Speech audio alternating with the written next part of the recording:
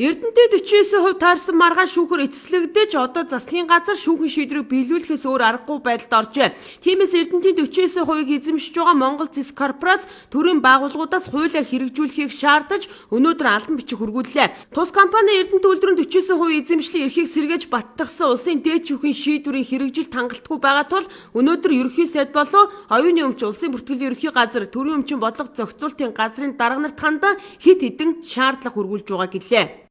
За ингээ манай Эрдэнэт үйлдвэрийн хувьцаа эзэмштэй холбоотой маргаан өнгөрсөн 3-7 хоногийн өмнө 12 сарын 7-нд дээд шүүхтэр шийдвэрлэгдсэн. Тэгээ энэ шийдвэрийн дагуу бол одоо агентлагууд хариуцлагчаар болох оюуны улсын бүртгэлийн газар төрийн өмчийн хороо энэ асуудлыг шийдвэрлэж манай компани хувьцааг ширгэх ёстой. Гэтэл өнөөдөр бол өдийг хүртэл одоо 3-7 хоногийн хугацаа дээд шүүхийн тогтоолол гарснараа хүчтэй болж байгаа шүү дээ. Биелүүлэхгүй байгаа.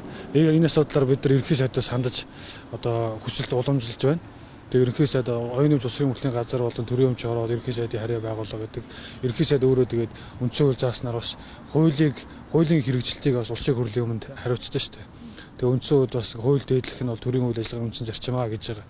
Тэгээ одоогийн засгийн газрын бас үндсэн одоо ураа бол тий хариуцлагатай хуулийг хүндэлдэг дээддэг тийм засгийн газар гэж өмнө бол мэдгдсэн. Тэгээ энэ хүрээндээс ерөнхий сайдын анхаарлаа хандуулж харийн агентлагч нартаа мэдэгдээсэ гэж хүссэн өнөөдөр хүсэлтээ бас гардуулах одоо хүсэлтээ өгөх гэж бас нэлээдгүй юм тулгарлаа. Тэгээд бас ямар тач бичиг иргэн ажил нэрээ гараад авлаа. Одоо өнөөдөр дотоодынхаа аж ахуйн нэгжийн одоо өмчийг хурааж авч байна тий.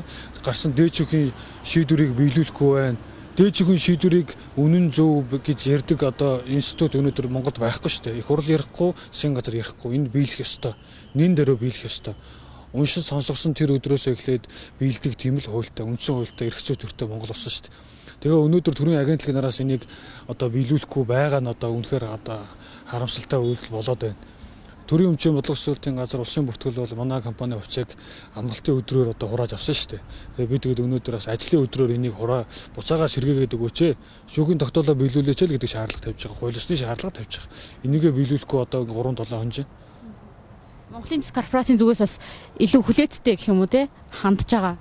Тэгээ энэ тухайд та бас бидний зүгээс бол хуулийн шаардлагаа биелүүлж ажиллаач. Өнөөдөр бид нар эрх зүй төртэй нийгэмд хуулиар дагна шүү дээ. Шүүхээ хүндлэх ёстой. Засгийн газраас гаргасан шийдвэрийг дээд шүүхтээр буруу гэж шийдлээ. Манай компани 49%-ийг сэргээ гэдэг тогтоол гарцсан. Маш тодорхой тогтоол гарсан. Энийг бол төрийн өмчийн бодлого зохицуултын газар хүлээн зөвшөөрж байгаа. Гэвч биелүүлэхгүй өнөөдөр өдийг хүрлээ. Тэгээ энэ асуудал дээр ерөнхий сайд засгийн газар одоо хуулийн хэрэгжилтийг Монгол орон даяар хариуцсан хэрэгжүүлдэг одоо институтийн хувьд энийг анхааралтай авч бас энэ шийдвэрлэх тал дээр нь нааштай хандаасаа гэдэг хүсэлтээ өнөөдөр ерөнхий сайдад гаргаж байгаа нэ. Тодорхойлбол Монгол Зис корпорацийн хувьцааны эзэмшлийг засгийн газрын тогтоолоор хууль бусаар цуцалсан болон үүнээс хойш байгуулагдсан хууль бус төлөөлөл удирдах зөвлөлийн гаргасан бүх шийдвэрүүдийг хүчингүй болгож хувийн хэмжлийн эрхийг сэргээхээр улсын дээд шүүх шийдвэрлээд байсан юм а. За 12 сарын 7-нд гарсан энэ шийдвэр одоо хэрн хэрэгжээгүй байгаа тул хуулиа биелүүлэхийг Монгол Зис корпорац төрийн төлөөлөлд шаардж байгаа нь энэ юм байна. За өнгөрсөн 2017 оны 2 дугаар сарын 10-нд улсын хурлаас Эрдэнэт үйлдвэрийг 100% төрийн мэдэлд авах тогтоолыг баталсан билээ. Улмаар 3 дугаар сарын 29-нд засгийн газрын хуралдаанаас Эрдэнэтийн төлөөлөл удирдах зөвлөлийг 100% төрөөс бүрдүүлэхийг үүрэг болгож байсан бол Монголын тал дахь 51% дээр нэмэх нь 400 сая доллар Орос улбаны улсад төлж 49%-ийг худалдаж авсан. За Монголын Зис корпорацийг хувьцаа эзэмшигчид болон төлөөлөл удирдах зөвлөлийн хуралд оролцуулгүйгээр Эрдэнэт үйлдвэрийн төлөөлөл удирдах зөвлөлийг төрөөс томилоод байсан билээ. За гэвч энэ асуудал эцэстээ шүүхтэр маргаан үүсч явсаар Монголын төрийг хувийн өмчөд хууль бусаар халтсан гэх үндслээр шийдвэрийг Монголын Зис талд гаргаад байсан боловч шүүхэн шийдвэр хэрэгжихгүй байгаа тал дээр тэд ийхүү шаардлага хүргүүлээд байна. Оюумаа мэдээллээ.